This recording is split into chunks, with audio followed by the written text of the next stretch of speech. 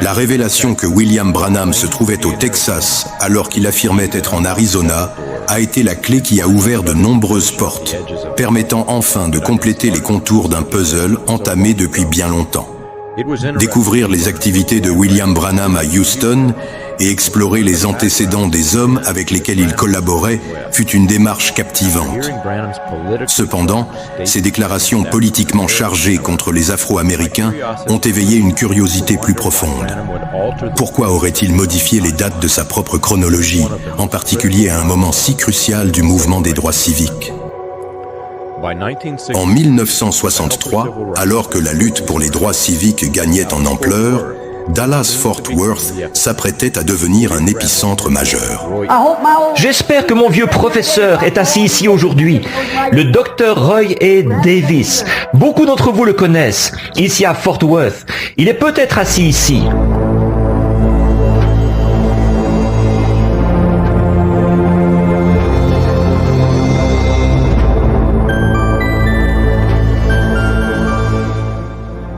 Roy E. Davis, mentor de William Branham, exerçait une influence politique notable dans la région. Membre du Oak Cliff White Citizens Council de Dallas, un groupe farouchement opposé au président Kennedy et à la déségrégation des écoles, Davis occupait une position centrale dans cette résistance acharnée. En tant que chef du Ku Klux Klan au Texas, Roy E. Davis s'exprimait avec véhémence. Il déclara publiquement qu'il préférerait mourir ou être emprisonné plutôt que de permettre aux enfants noirs d'être intégrés avec les enfants blancs dans les écoles blanches de Dallas. Le FBI surveillait déjà de près le White Citizens Council, conscient de la menace imminente que ce groupe représentait. À cette époque, près de 90% de la population afro-américaine du Texas résidait à l'est de l'État, près de Dallas. Lorsque Dallas reçut l'ordre de procéder à l'intégration scolaire de Noirs le 27 janvier 1958, les suprémacistes blancs se révoltèrent. En juin 1958, alors que la bataille contre l'intégration atteignait son paroxysme, Davis fut élu président du Conseil de suprématie blanche pour diriger la résistance à l'intégration. Fait intéressant, c'est à cette même période que William Branham organisait des campagnes dans la région de Dallas-Fort Worth. Lors de l'une de ces campagnes, Branham partagea également son récit sur les esclaves, décrivant les Afro-Américains comme des étrangers. Il y a quelque temps, j'étais en train de réfléchir, là dans les États du Sud, au temps où l'on pratiquait l'esclavage et où on conduisait les esclaves comme des animaux. Et on les exposait là et on les vendait aux enchères comme vous le feriez dans un parking de voitures d'occasion. Et les courtiers venaient et achetaient certains esclaves.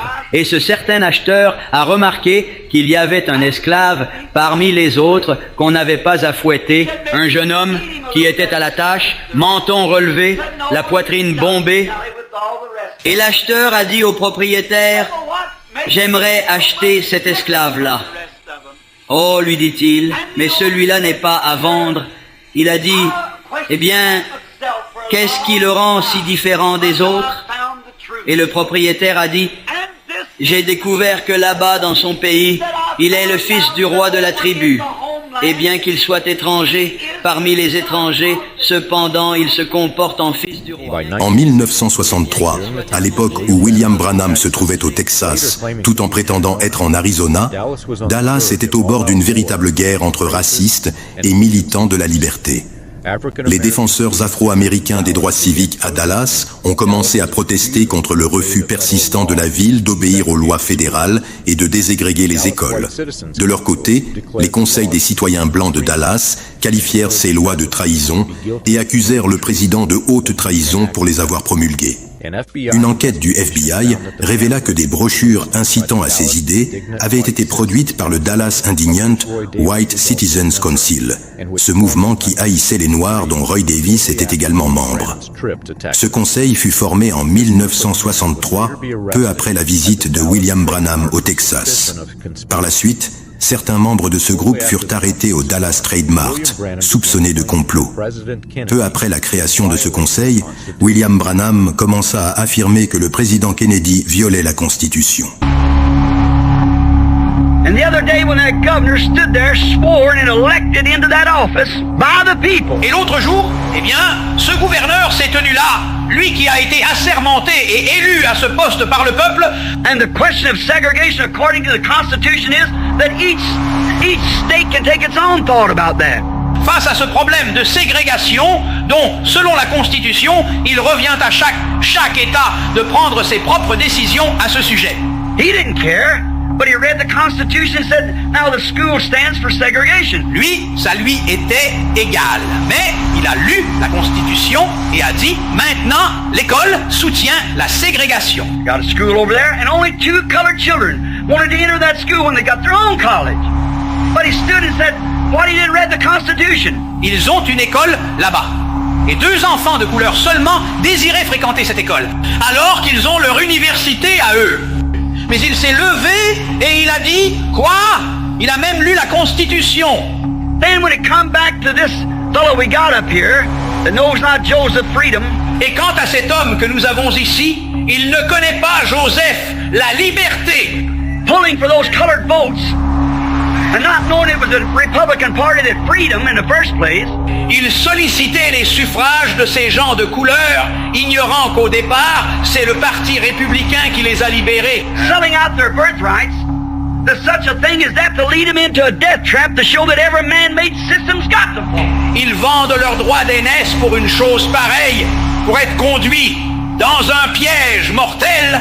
Cela montre que tout système fait de main d'homme doit s'effondrer. C'est tout à fait vrai. Exactly right. And Mr. Kennedy. Et M. Kennedy nationalized that guard. A fédéralisé cette garde. And send those men right back into the face of their own father standing there under the Constitution that broke the Constitution again. Ce qui a amené ces hommes à faire face à leur propre père qui était là, à défendre la Constitution. Cela a de nouveau brisé la Constitution.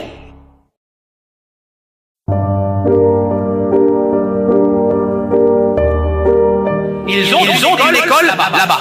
Et 2 enfants de couleur seulement désiraient fréquenter cette école, alors qu'ils ont leur université à eux. Ils sollicitaient les suffrages de ces gens de couleur, ignorant qu'au départ, c'est le parti républicain qui les a libérés. Ils vendent leurs droits d'aînesse pour une chose pareille, pour être conduits dans un piège mortel. Et M. Kennedy a fédéralisé cette garde, ce qui a amené ces hommes à faire face à leur propre père qui était là, à défendre la Constitution. Cela a de nouveau brisé la Constitution. Ils ont une école là-bas. Et 2 enfants de couleur seulement désiraient fréquenter cette école, alors qu'ils ont leur université à eux. Cela a de nouveau brisé la Constitution. Ils ont une école là-bas. Et 2 enfants de couleur seulement désiraient fréquenter cette école. Et 2 enfants de couleur seulement désiraient fréquenter cette école, alors qu'ils ont leur université à eux.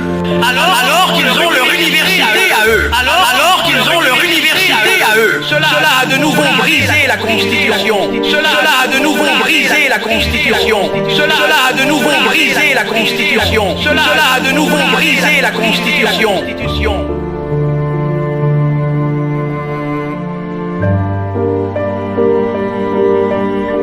Selon William Branham, l'activation de la garde nationale par le président Kennedy pour garantir la protection et l'égalité des chances aux Afro-Américains aurait, selon ses termes, brisé la Constitution. Une déclaration similaire à celles imprimées par Roy Davis et le Dallas Indignant White Citizens Council furent reprises publiquement, soutenant indirectement ce groupe dans son opposition au président Kennedy, bien qu'aucune mention explicite n'ait été faite de ce conseil. Une comparaison entre Martin Luther King Jr. et Hitler fut également établie, affirmant que le soutien aux droits civiques en faveur des Noirs représentait un déni de la liberté de religion. Une chose pour laquelle je prie, c'est que frère Martin Luther King ne tarde vraiment pas à se réveiller. Ça servirait à quoi d'aller à l'école si 1 million d'entre vous étaient couchés là, morts, tout comme a fait Hitler en Allemagne. Il les a conduits directement dans un piège mortel, ces chers Allemands, et ils ont été entassés par milliards, ou plutôt par millions, empilés les uns sur les autres. Cette position pourtant noble de Kennedy fut qualifiée d'antéchrist, toujours selon les propos de Branham. L'homme naturel, l'antichrist, monte maintenant en puissance. Par la politique, il a déjà atteint la Maison Blanche. Côté religion, il a tellement embrouillé tous les gens qu'ils sont effectivement prêts à tomber dans le panneau. Pour quelqu'un qui prétendait être un prédicateur de l'Évangile, une telle affirmation choque, notamment en découvrant que le président Kennedy fut déclaré être l'antéchrist pour son appui courageux permettant aux Noirs de jouir des mêmes privilèges que les Blancs. Une cause qui pourtant mérite un profond respect et un soutien sans réserve. Immédiatement après avoir fait cette déclaration, William Branham a comparé Kennedy au pharaon d'Égypte et a déclaré que l'exode était imminent. Ceux qui soutenaient Kennedy avaient, je cite, « excommunié la parole ». Mais il s'éleva un pharaon qui n'avait pas connu Joseph. C'est la même chose aujourd'hui. Il s'est élevé un homme qui a été assermenté à la Maison Blanche, qui ne veut pas prêter serment, déclarer sous serment qu'il croit à la liberté de religion. C'est alors que l'on a commencé à remarquer combien de fois William Branham évoquait John F. Kennedy dans ses sermons religieux. Ces déclarations étaient fortement politisées. Elles ont débuté pendant la campagne présidentielle de Kennedy et se sont intensifiées peu après que Davis devienne le grand dragon impérial du Ku Klux Klan originel. Les prises de position politiques de Branham contre l'intégration des Noirs ont été particulièrement remarquées à mesure que la lutte pour les droits civiques s'intensifiait et sont devenues encore plus agressives lorsque le combat a atteint le Texas. Branham était certainement au courant du chaos qui se profilait. Un affrontement se préparait. Lorsque le président Kennedy annonça son voyage à Dallas, les groupes de suprématie blanche commencèrent à intensifier leurs efforts de protestation. À l'arrivée de Kennedy, la colère et la haine avaient été attisées au point de mener à la violence.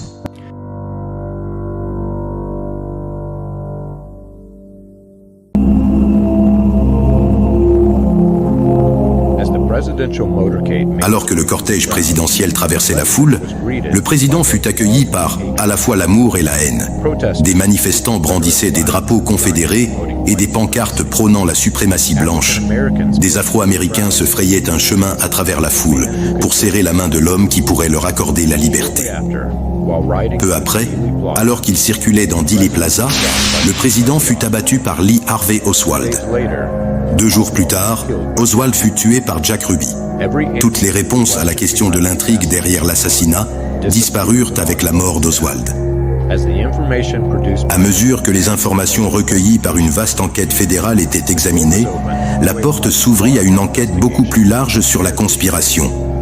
Oswald et Ruby semblaient être des pions dans un jeu bien plus vaste. Le service secret des États-Unis ouvrit une enquête sur les groupes de suprématie blanche de Dallas. Travaillant avec le département de police de Dallas, ils suivirent les traces des tracts et des pamphlets jusqu'à Bobby Joyner, du White Citizens Council et Roy Davis. Des témoins affirment que l'acheteur des imprimantes utilisées par Joyner et Davis ressemblait à Lee Harvey Oswald portant une perruque. Les presses utilisées pour imprimer les tracts et les affiches de recherche ont été retracées jusqu'à du matériel d'impression emprunté par Roy Davis à Earl Thornton. L'enquêteur de la police de Dallas, qui faisait partie du même service où Davis prétendait avoir placé des membres du clan, affirmait connaître Davis personnellement. Il dit au secret service que Davis n'était pas impliqué et qu'il n'était plus le grand dragon impérial du Ku Klux Klan.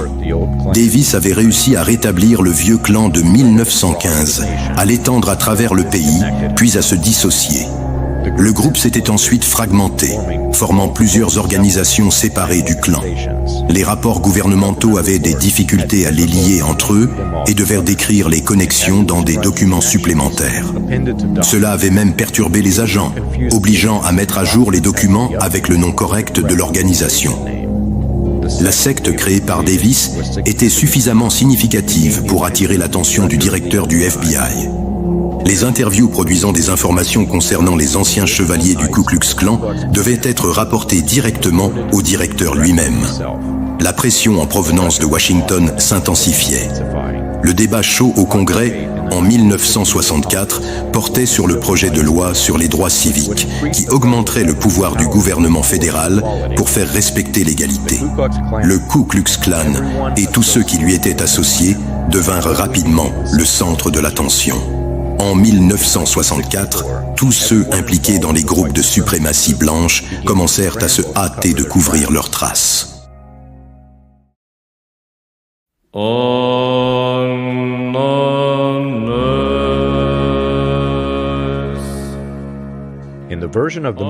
Au sein de la secte religieuse créée par William Branham, plusieurs titres honorifiques étaient utilisés pour le désigner, favorisant ainsi l'idolâtrie autour de sa personne par ses adeptes. Il s'était lui-même attribué plusieurs titres, entre autres, je cite, le prophète de Malachie 4, un code secret signifiant qu'il était le prophète Élie. Il était aussi, je cite, Apocalypse 10:7, un code secret se désignant lui-même comme le messager de notre époque. Mais ce qui était le plus problématique, c'était qu'il se faisait passer pour, je cite, Luc 17:30, le Fils de l'homme, ou plus précisément, le Fils de l'homme étant révélé en secret à ses adeptes. Cela posait un problème à ses disciples lorsqu'ils rencontraient des chrétiens bien informés de ce type de mouvement sectaire. Pour la plupart des chrétiens, le Fils de l'homme est Jésus-Christ.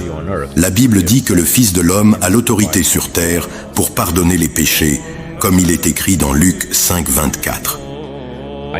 William Branham avait commencé cette doctrine en 1964. Au moment même où le gouvernement des États-Unis lançait une enquête sur les groupes de suprématie blanche. Il est intéressant de se souvenir de l'affirmation selon laquelle le prophète avait sauvé Leslie Douglas Ashley et de la manière dont ce salut avait abouti à une plaidoirie pour la folie après qu'Ashley ait prétendu être le retour du prophète Élie. Branham avait déjà revendiqué être Élie tout en se présentant comme saint d'esprit. Pour suivre cette même stratégie, Branham aurait dû pousser les choses à un tout autre niveau. Était-il en train de se préparer à une plaidoirie pour la folie en se déclarant être Jésus-Christ? Mais l'Élie d'aujourd'hui, c'est le Seigneur Jésus-Christ. C'est lui qui doit venir, selon Matthieu le 17, Luc 17:30. C'est le Fils de l'homme qui doit se révéler parmi les siens. Pas un homme, mais Dieu. Mais ça viendra à travers un prophète. Mais ça viendra à travers un prophète. Lorsque les dirigeants de la suprématie blanche sont interrogés devant la Chambre des représentants, leurs déclarations sont documentées et mises à la disposition du public. Cela s'est avéré chanceux pour retrouver les dernières pièces du puzzle. Lorsque le comité a préparé ses questions d'interrogation pour les chevaliers originaux du Ku Klux Klan, il a interrogé John D. Swenson. Le comité a reconnu Roy Davis comme l'homme qui avait organisé la renaissance du Ku Klux Klan originel. Davis avait nommé Swenson et Swenson avait nommé Royal Young pour diriger le groupe à mesure qu'il grandissait et se fragmentait. Davis avait également nommé Young à son poste de dragon impérial. L'enquête a révélé que Roy Davis avait réactivé le Ku Klux Klan en s'appuyant sur le serment secret de William Simmons datant de 1915. Cependant, lorsqu'une demande officielle fut faite pour obtenir les archives, les chevaliers originaux du Ku Klux Klan ont brûlé tous les dossiers, y compris les registres d'adhésion, afin de cacher toute preuve liant les hommes impliqués. Malgré cela, les agents fédéraux ont pu identifier des entités créées par le Ku Klux Klan et utilisées comme façade pour dissimuler leurs véritables objectifs. Les dirigeants des chevaliers originaux du Ku Klux Klan étaient rémunérés par l'intermédiaire de la Louisiana Rifle Association. Des chèques signés par les leaders du clan ont permis de dévoiler certains de leurs secrets cachés. Ces chèques étaient encaissés à Shreveport, en Louisiane. En février 1964, au moment où William Branham commença à promouvoir sa doctrine du Fils de l'homme, des fusils furent distribués à une équipe de démolition, un terme utilisé par le clan pour désigner ceux chargés d'exécuter des ordres violents. Un détail troublant ressort concernant le timing des audiences. Elles ont commencé le 4 janvier 1966, seulement quelques jours après la mort de William Branham au Texas. Cela soulève des questions. Y avait-il quelque chose de plus à sa mort que ce qui a été officiellement révélé? Était-il possible que Branham se préparait à témoigner pour l'État?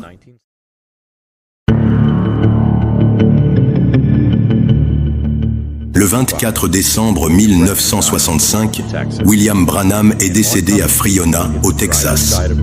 Une voiture arrivant en sens inverse a percuté le côté conducteur de son véhicule, le blessant grièvement.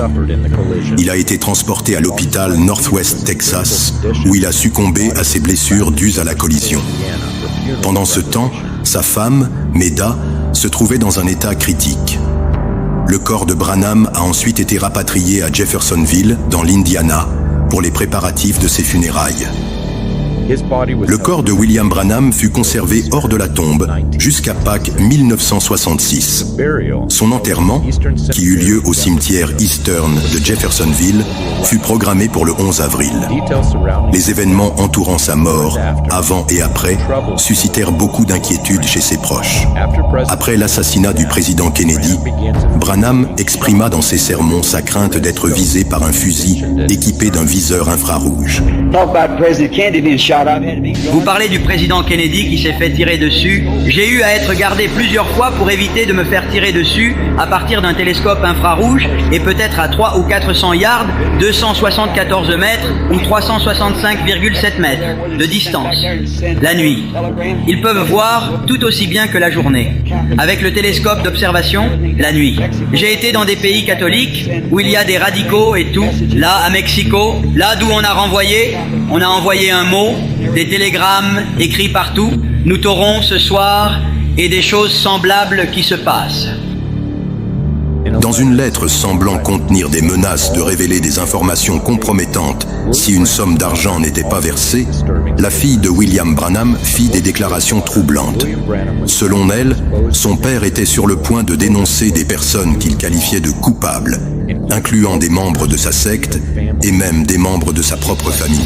Elle affirma qu'il était très contrarié le jour de l'accident, qu'il s'était disputé avec Meda, sa femme, à propos de la révélation de nombreux secrets et noms.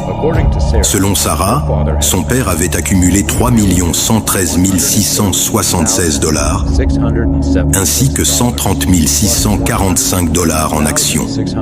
Ayant une connaissance interne des affaires, Sarah a envoyé une partie de ces informations dans une lettre pour exposer les hommes impliqués, et elle a mentionné certaines des grandes transactions effectuées entre les leaders du culte de Branham.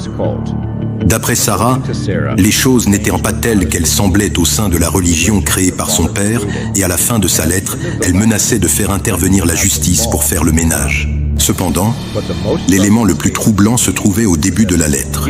Meda Branham, la femme de William Branham, aurait demandé à Sarah de l'emporter avec elle dans la tombe, après l'avoir approchée, pour s'assurer si elle avait encore souvenance de l'atmosphère tendue entre elle et son mari juste avant l'accident. Des centaines de personnes venant de tout le pays se sont rendues à Jeffersonville, dans l'Indiana, pour les funérailles de Branham. Des rumeurs circulaient selon lesquelles il ressusciterait bientôt de la tombe à Pâques, tout comme Jésus-Christ, le Fils de l'homme. Certains ont remarqué que le visage du corps ne ressemblait en rien à celui de l'homme qu'ils enterraient. Même lorsque son cercueil fut descendu dans la tombe, les croyants pleins d'espoir attendèrent la résurrection. Mais le ciel ne s'ouvrit pas avec des rayons de soleil et d'espoir. À la place, il plut, et à mesure que la journée passait, tout espoir de voir le Fils de l'homme, Branham, se relever de la tombe disparut.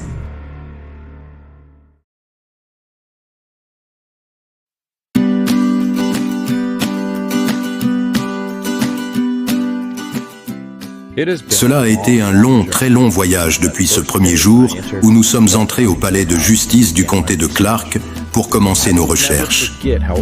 Nous n'oublierons jamais à quel point nous nous sommes sentis submergés en fouillant page après page dans les volumes d'archives du palais de justice, ni à quel point nous étions choqués de constater que toutes les archives avaient survécu à l'inondation de 1937. Il y avait tant d'informations à découvrir, qui renversait complètement de nombreuses idées fausses auxquelles les adeptes de Branham avaient été programmés à croire. Et pourtant, pour chaque réponse trouvée aux questions que nous nous posions sur le message, chaque réponse soulevait encore plus de questions qui pourraient ne jamais trouver de réponse. Il restait tant de domaines de recherche à explorer, tant de détails intéressants à découvrir. Nous ne pourrions plus jamais regarder le message de la même façon, surtout maintenant que nous connaissons les sombres secrets derrière certains de ces thèmes politiques. Chaque événement avait deux faces, l'apparence publique et ce qui se passait réellement dans les coulisses. Nous ne pouvions plus ignorer ce que nous avions découvert. Avant, nous ne savions que ce que les dirigeants du message voulaient que nous sachions, alors qu'il y avait tellement plus de réalité à découvrir. Il y a beaucoup plus d'informations contextuelles sur les histoires qu'ils enseignent et sur les hommes qui les racontaient. Chaque histoire présente un tableau bien différent de celui qui avait été peint dans les esprits des adeptes. Il manque encore tant de détails sur les événements qui ont été perdus avec le temps et qui ne seront peut-être jamais retrouvés. Notre voyage hors du message était terminé, mais un voyage beaucoup plus grand ne faisait que commencer.